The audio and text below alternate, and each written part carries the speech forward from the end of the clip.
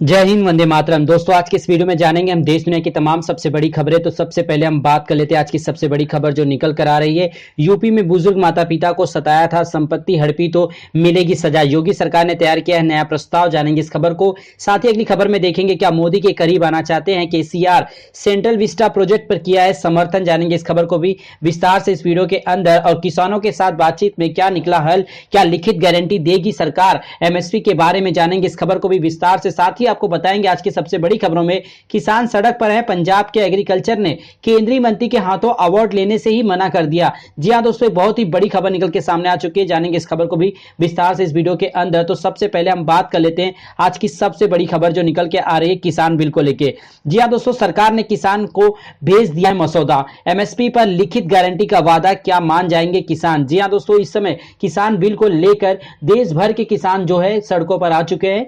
बात करें केंद्र सरकार की हालत इस समय थोड़ी खराब नजर आती हो रही, क्योंकि देश का किसान के साथ सिर्फ किसान ही नहीं, देश की सारी जनता है, यानी 130 करोड़ की जो जनसंख्या है वो पूरी जनसंख्या जो इस समय किसान आंदोलन को अपना समर्थन दे रही, चाहे सोशल मीडिया के प्लेटफॉर्म से हो, चाहे डिजिटल मार्केटिंग की तरफ से हो, हर जगह से सभी लोगों ने अपना समर्थन जो है अन्नदाता को दिया है। क्योंकि देश में कुछ भी अगर आपको खाना है, पीना है, तो रहना है, सब चीजों जो है किसानों के द्वारा होकर आती है। यानी अनाज जो खेत में उगाता है वो किसान होता है। यानी हम कितने भी अमीर बन जाए, कितना भी जो है डिजिटलाइज मार्केट में घुस जाए, लेकिन खाने के लिए खाना चाहिए, और वो खाना देता है कौन? किसान भाई बहन। यहां पर किसानों के लिए बहुत बड़ी खबर जो निकल के आ रही है कि किसान बिल को लेकर जो उनके अंदर असंतोष है उसको दूर करने के लिए केंद्र सरकार ने जो है छठी बातचीत के दौर में एक मसौदा तैयार किया है। तो जानेंगे इस मसौदे के बारे में, चलिए जान लेते हैं। सबसे पहले कृषि सुधार कानूनों के विरोध में दिल्ली सीमा पर डटे किसानों को सरकार की तरफ से प्रपोजल भेजा दिया गया। किसानों को बड़ी मांग जो है एमएसपी बरकरार रखने पर है, तो इसको जो है लिखित गारंटी देने का वादा किया गया है। किसान नेता अब बैठक कर सरकार के इस मसौदे पर विचार करेंगे और अपनी रणनीति तय करेंगे। कई दौर की बातचीत बेनतीजा रहने के बाद किसानों को यह प्रस्ताव भेजा गया। तीनों कानून वापस लेने की मांग पर अड़े किसान क्या सरकार के इस प्रस्ताव को मानेंगे? यह सबसे बड़ा सवाल है। सरकार के प्रस्ताव की हां या ना, इसकी घोषणा के लिए आज शाम 5 बजे तक एक प्रेस कॉन्फ्रेंस बुलाई गई है।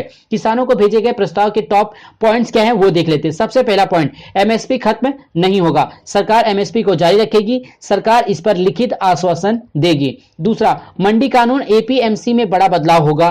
तीसरा, प्राइवेट प्लेयर्स को रजिस्ट्रेशन जरूरी होगा। कॉन्ट्रैक्ट फार्मिंग में किसानों को कोर्ट जाने का हक है। अलग फास्ट ट्रैक कोर्ट के गठन को मिलेगी मंजूरी। प्राइवेट प्लेयर्स पर टैक्स लगाया जाएगा।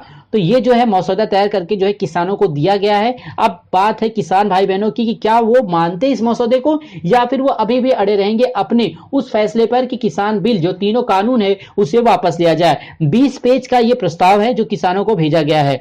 बात करें एमएसपी पर, सबसे ज्यादा विवाद हो रहा था। इस पर केंद्र सरकार ने कहा कि एमएसपी की व्यवस्था खत्म नहीं होगी और सरकार इस पर लिखित आश्वासन दे रही है। यही नहीं, किसान मौजूदा बिजली का दर भी भुगतान जारी रख पाएंगे और इसमें कोई बदलाव नहीं होगा। मंडी व्यवस्था पर केंद्र सरकार ने किसानों को प्रस्ताव भेजा है।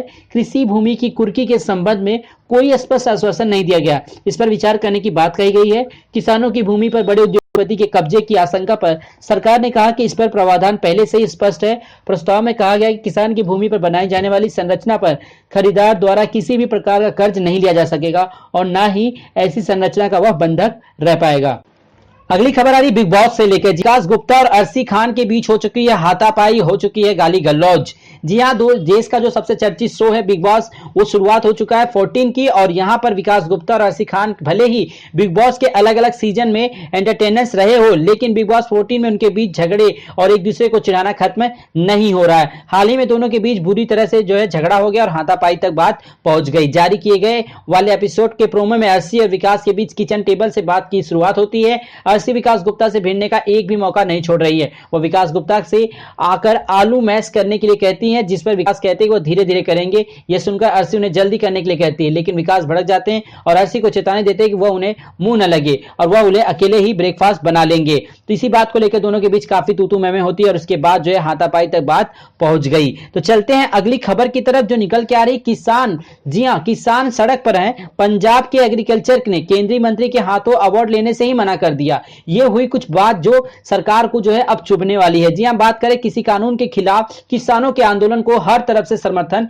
मिल रहा है। सोमवार को पंजाब के कृषि वैज्ञानिक ने किसानों का समर्थन करते हुए केंद्रीय मंत्री के हाथ से पुरस्कार लेने से मना कर दिया। वैज्ञानिक ने कहा कि संकट की ऐसी घड़ी में जब हमारे किसान सड़क पर हैं, हमारा अंतःकरण पुरस्कार लेने की इजाजत नहीं देता और उन्हें केंद्र सरकार से किसानों की बात सुनने की अपील की है।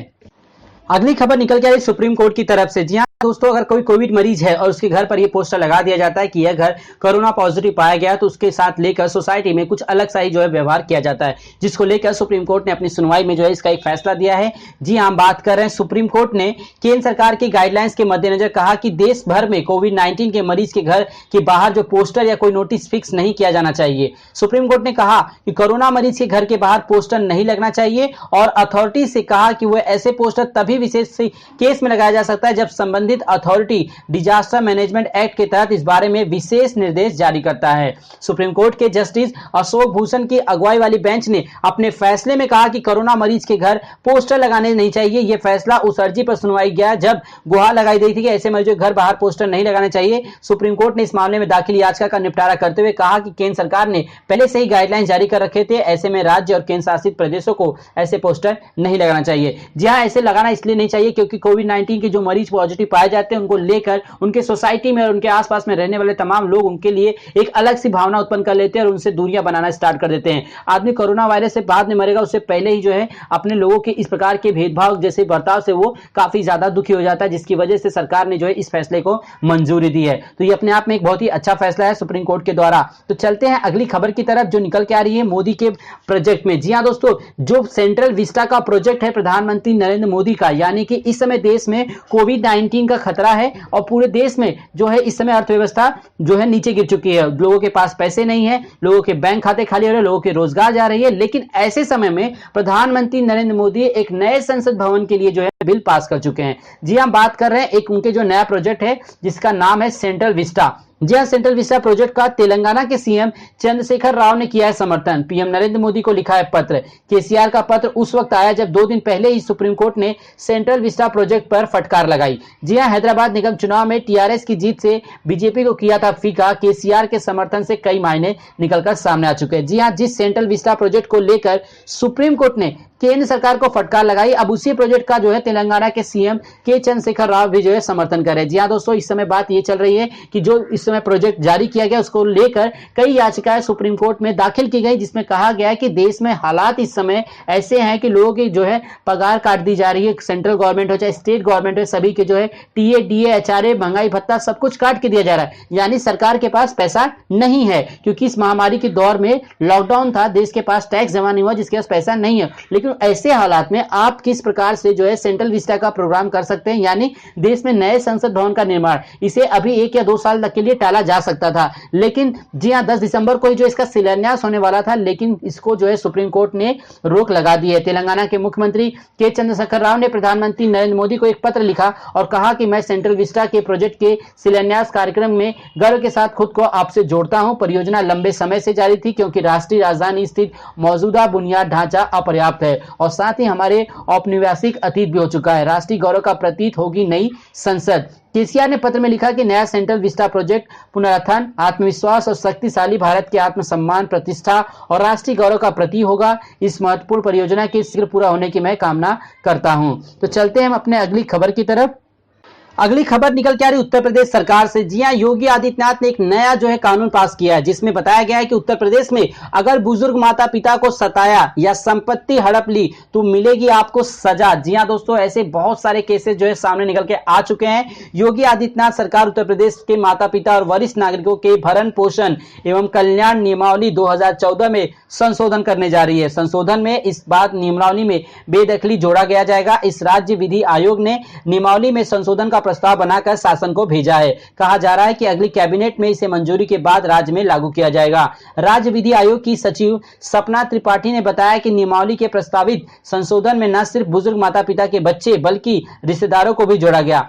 पीड़ित माता पिता अगर चाहे तो वो अपना केस को पहले ही एसडीएम के पास सौंप सकते हैं, लेकिन अब उसे जो है प्राधिकरण के सामने प्रस्तुत भी कर सकते हैं। एसडीएम के आदेश के बाद ऐसे बच्चों को वो अपनी संपत्ति से बेदखल कर सकते हैं जो उनकी देखभाल नहीं करते या उन्हें प्रताड़ित करते हैं। यानी कि इस नियम के आने के बाद बुजुर्गों को काफी हद तक जो है राहत मिल जाएगी, क्योंकि कई केसेस सामने आ चुके हैं कि संपत्ति हड़पने के लिए अपने माता पिता को लोग जो है वृद्धाश्रम छोड़ाते हैं या फिर उन्हें प्रताड़ित करते हैं। तो दोस्तों आज के लिए इतना ही। उम्मीद करता हूं आज की जानकारी और वीडियो आपको पसंद आया तो वीडियो को लाइक करो और चैनल पर अगर आप पहली बार आए हैं तो स्मार्ट मनी चैनल को सब्सक्राइब कर